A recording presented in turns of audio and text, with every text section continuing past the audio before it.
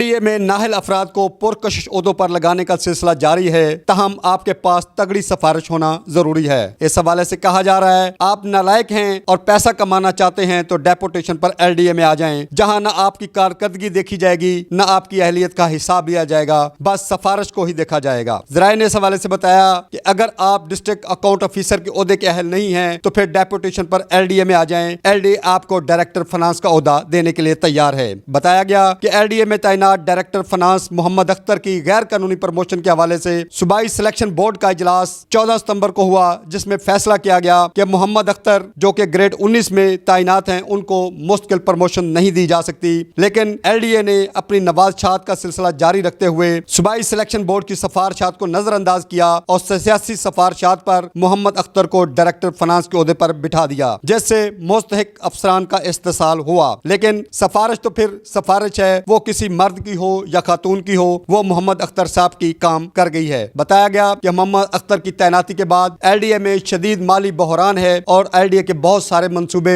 Funds की कमी के बायस ताखीर का शिकार हैं। लेकिन LDA हुकाम किसी तरह भी मोहम्मद अख्तर की सिफारिशात के आगे बेबस हैं और वो मोहम्मद अख्तर के खिलाफ कोई कार्रवाई नहीं करना चाहते। गजनफर अमान, लाहौर 24 न्यूज़, लाहौर।